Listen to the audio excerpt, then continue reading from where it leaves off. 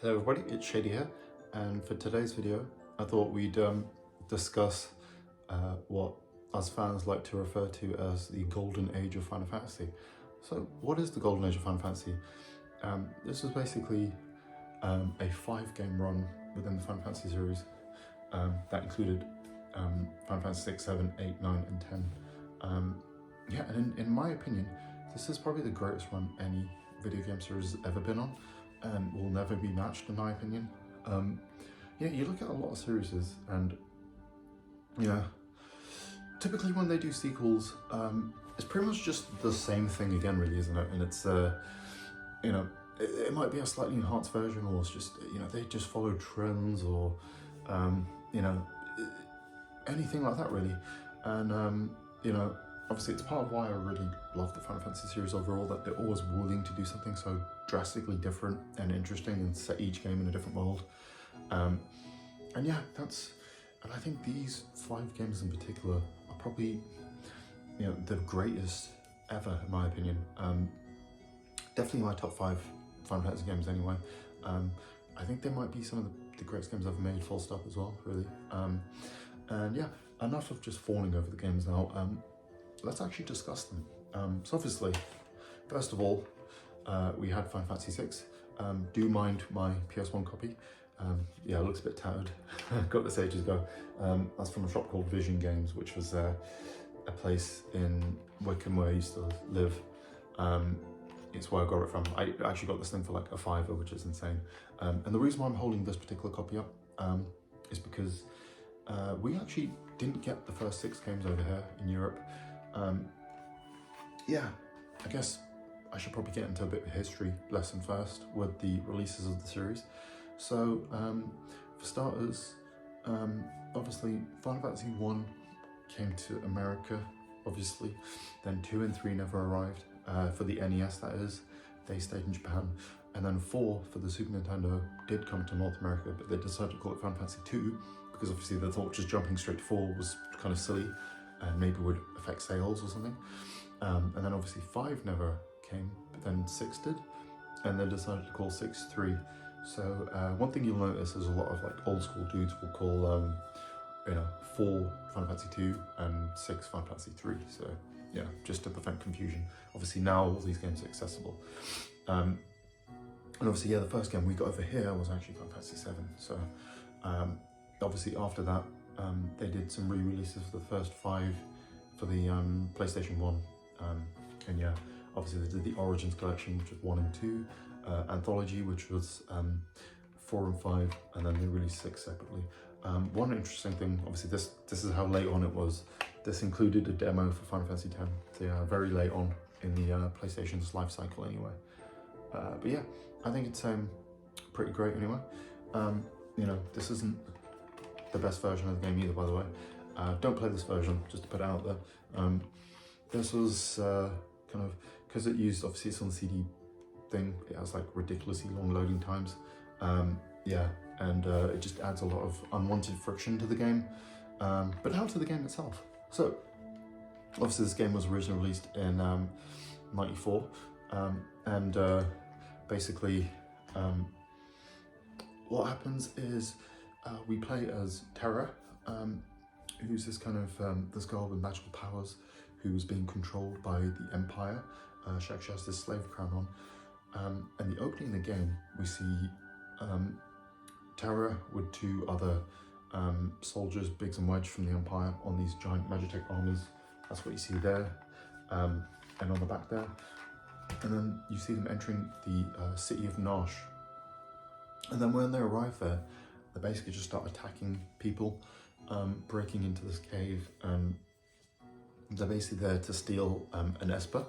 But then obviously things go wrong. The Esper kills Biggs and Wedge and knocks Terra unconscious. The slave crown comes off, and then she's basically having to she's been rescued by someone called Locke, who then he basically takes her to this dude's house, and they decide that the returners can use her power and she could help be a part of overtaking the Empire, who's obviously just like oppressing the lands, obviously. you know, as they always do in Final Fantasy. And then basically what happens is on the way, you meet loads of other characters, and then you finally square off against the Empire on the floating continent. But what's really cool is what you would think is the climax of the game ends up only being the halfway point. And then, so we have the first part, which is the World of Palance, and then second half is the World of Ruin, where, you know, I don't want to spoil too much, but the bad guy basically wins pretty much.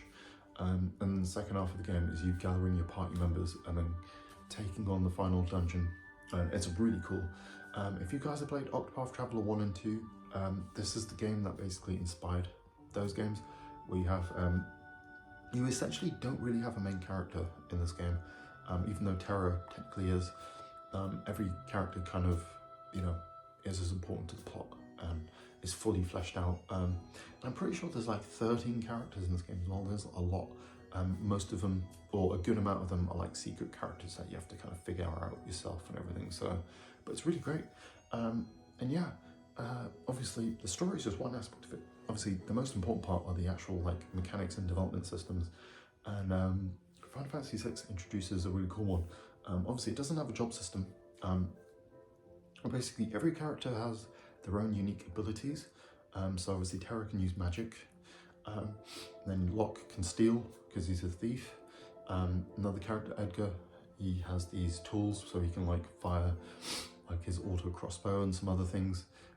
You probably saw a reference to his machines with Prompto from Final Fantasy 15, because I think his weapons are basically the same names as Edgar's. And then yeah, then you have the Ruin system. That's basically, they're just accessories really. Each character can equip two, and then they can give you either passive abilities or new command abilities and stuff. For example, you need sprint shoes in this game, an accessory to actually be able to sprint, at least with the older versions. The newer ones, it's not so important.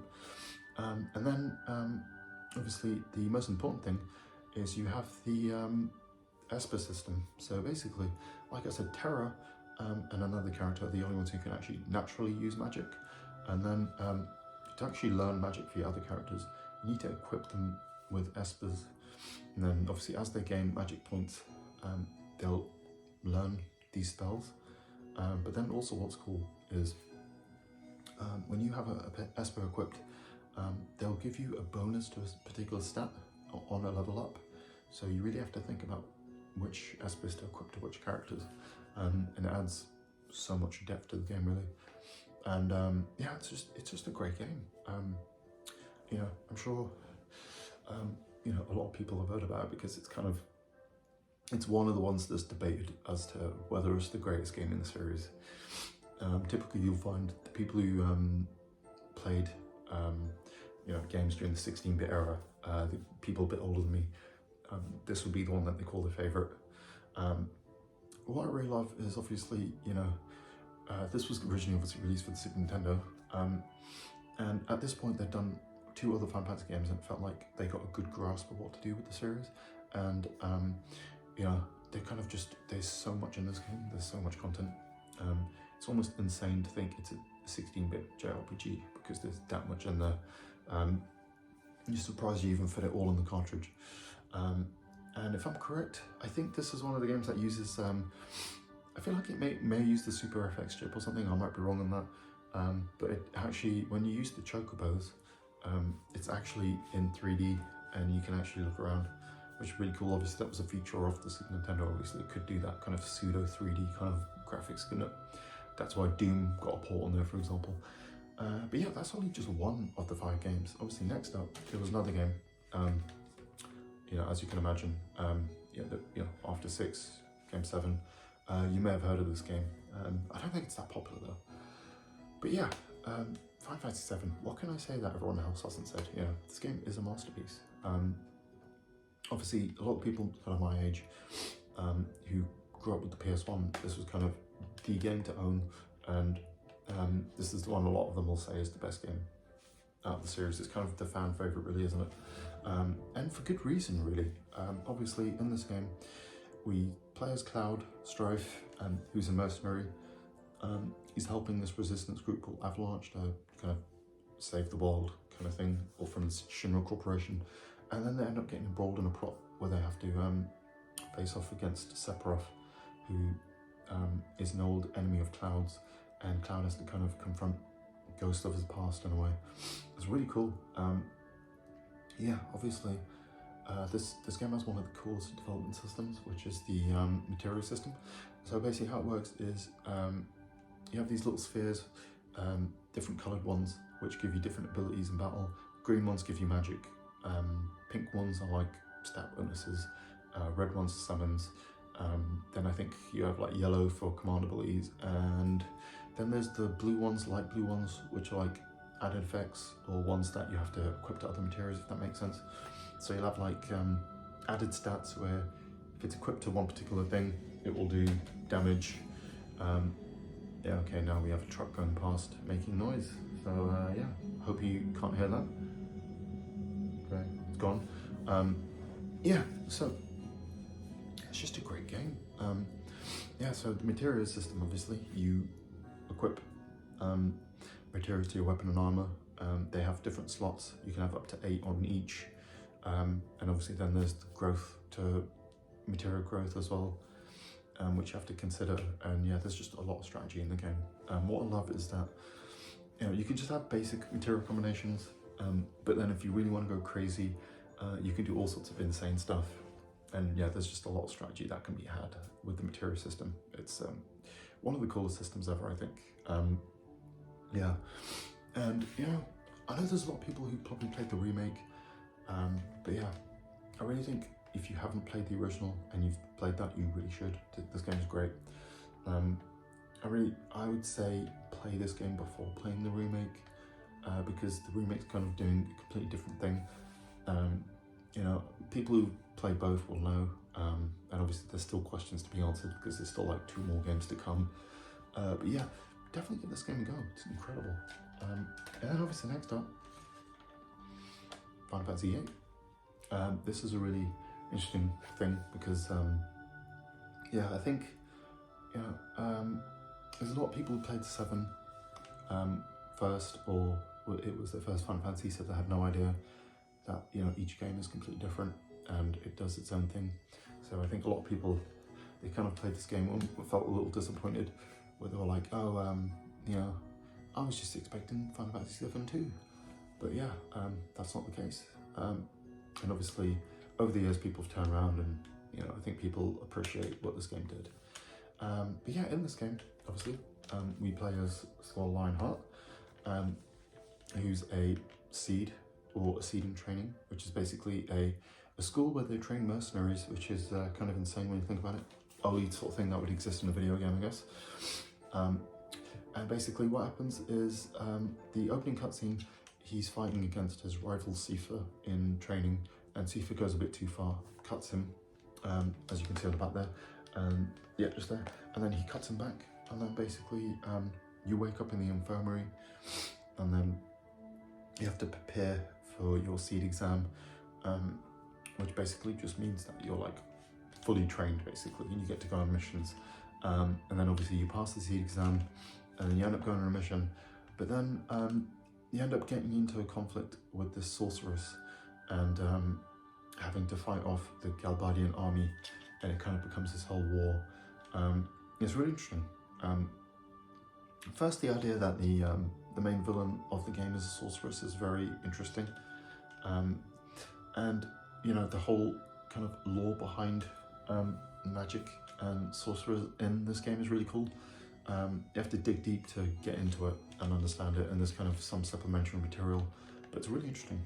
And then obviously the actual systems themselves, this game has a really weird system. So it's called the junction system. So basically how it works is magic is now something that you draw from enemies, and that you have a stock of 100, and when you use magic it takes 1 of that stock. Not only that, but then you have to equip the magics to your character's different stats, and that's how you increase your stats. So leveling up basically is pointless.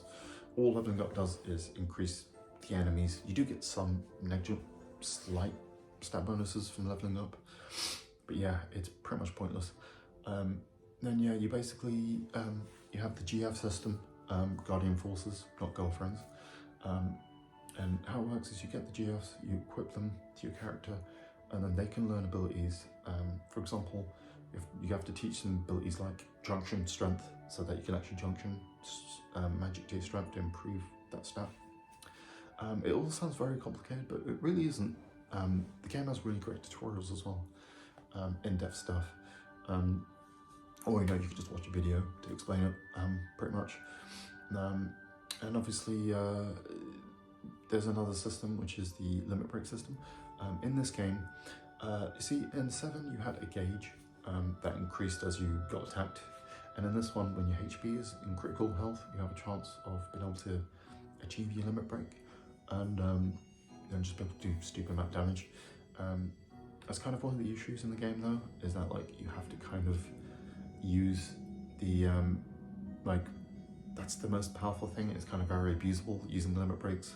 So essentially, pretty much near the end of the game, the strategy just becomes, keep Squall in critical, let him do the limit break. The other two characters there just to support him, really. And that's kind of one of the main issues with the game, I would say. But I still think the plot is really good, and the setting and everything. And yeah, it's just a great game. Give it a go, definitely. And then next up, we have Final Fantasy IX. This one's really cool because it goes back to the older style with the more kind of traditional fantasy setting, and you can see there the characters kind of have that kind of more kind of I don't know, kind of super deformed look, I guess you can call it, or something. I think that's the right term. But basically, in this game, we play as Zidane, or Zidane, and he's basically he works for this theatre troupe, and they've basically got this mission where they have to kidnap the princess of Alexandria and deliver her to Lindblum, to her uncle Sid. But then, so you're performing a play, but then at the same time you're kind of trying to do this whole heist thing. It's really cool. It's such a cool opening. And what happens is, it turns out that Garnet, the princess, actually wanted to be kidnapped when you get there. And all this hijinks ensues. You end up you meet this kid called Vivi, who's this mage who's trying to go see the play. He got a bad ticket, so he breaks in. And then Steiner, who's her Garnet's bodyguard. He's one of the soldiers, the leader of the Alexandra troops, or whatever they're called. The Pluto soldiers, I think it is. You all kind of join forces. It's really cool because at the start of the game you're kind of switching between them, Zidane, Vivi, and Steiner, and you all meet up. You end up having to join forces and get the princess to Lindblum, and then basically, as you go through the story, obviously you end up getting in conflict with the Queen of Alexandria, and then you end up meeting this other character called Kuja.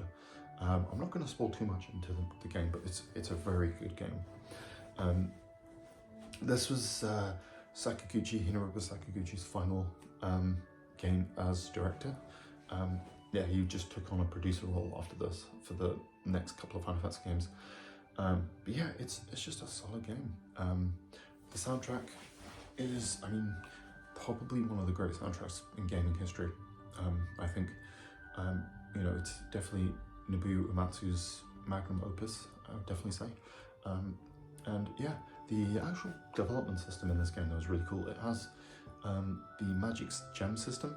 So how it works is, when you equip your weapons and equipment, you have these abilities you can learn. Different characters can learn different ones, and it'll be things like you get 10% extra HP, or Magic Killer, which means you do more damage to a magic enemy, or Beast Killer, level up. Added stats, prevention of certain stats effects, and then you have a set amount of stones, which obviously increases as you level up. Then each ability will take up a certain amount.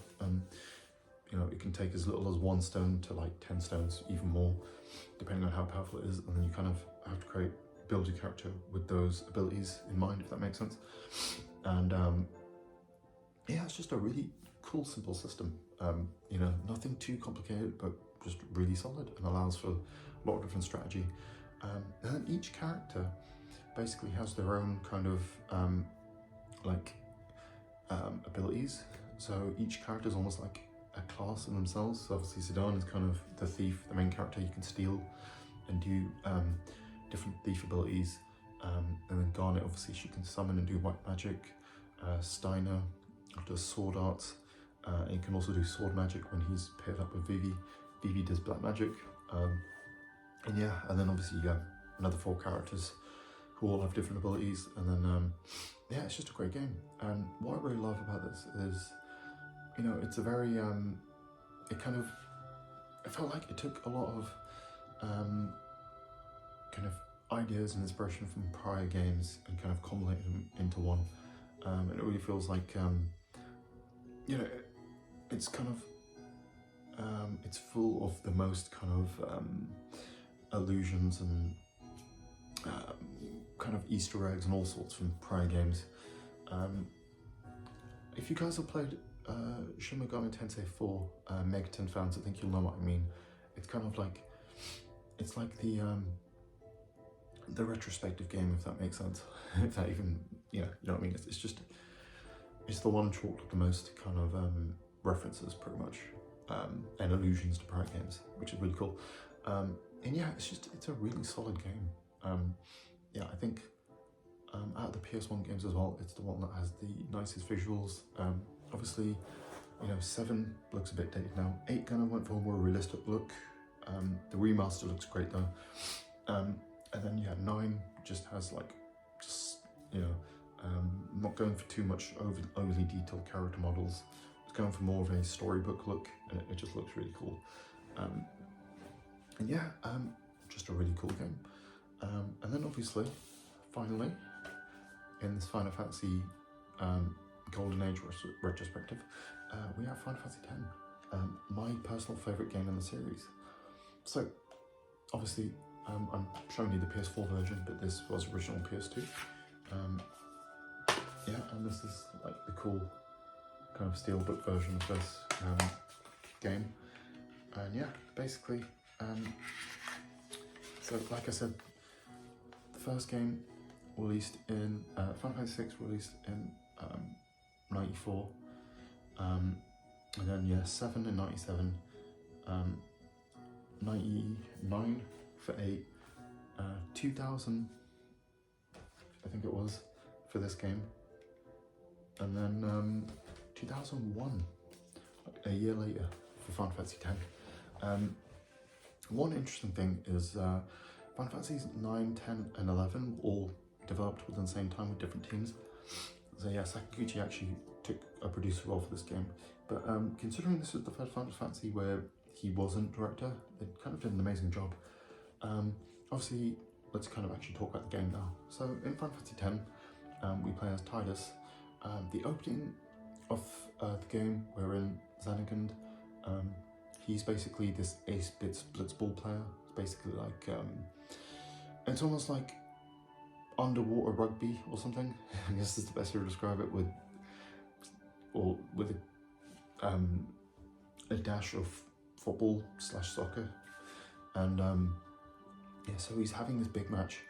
He's the star player.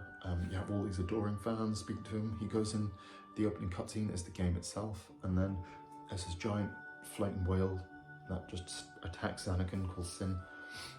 And then he meets his kind of friend, kind of family friend, Auron, kind of a protector guardian kind of character. And then they basically fight off some of the Sin spawn. And then basically what happens is they go inside of Sin, and then Auron says to him, "This is your story, remember that." And then he ends up just waking up randomly in this like body of water, gets attacked by this monster, meets these kind of like expeditionists, or whatever you want to call them, these people studying, or like, I think they're like researching the ruins or something. And then he basically finds out that he's gone 1,000 years in the future. And then yeah, he gets attacked again by Sin, and then washes up in Besaid Island, where he meets this character called Wakka, who then introduces him to Yuna, who you see here. She's kind of like the dual protagonist because it's both Tidus and Yuna's story. And you find out she's a summoner and she's on a pilgrimage to defeat Sin, and that the last place you're going to is Zanarkand. So obviously Tidus ends up joining her, becomes one of her guardians, and then we kind of go on that journey with her.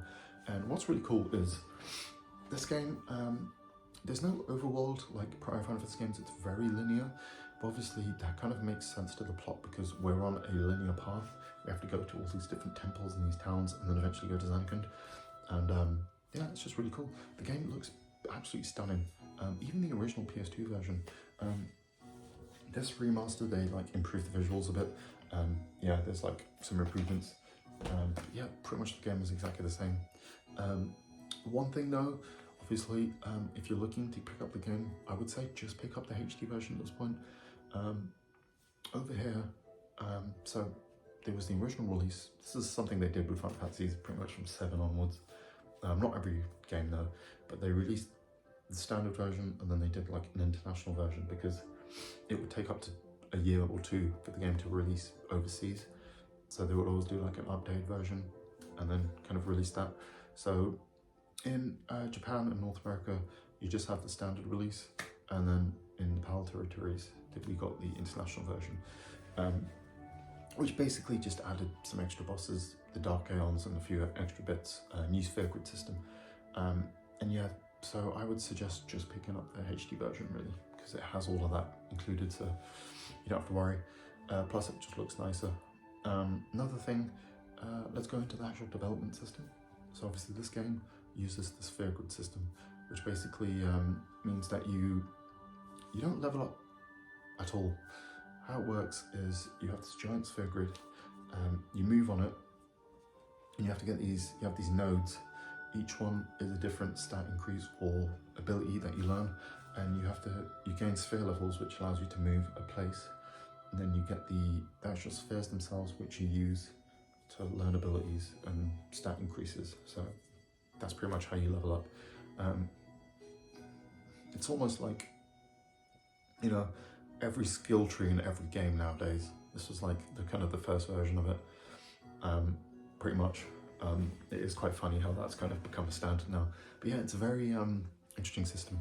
You have two versions of the sphere grid in the international version anyway. You have the basic version where characters are locked into one path, and you just follow it around and it's pretty standard, you don't have to worry too much. And then you have the expert version where you have more empty nodes, but then you're kind of free to take characters wherever you want.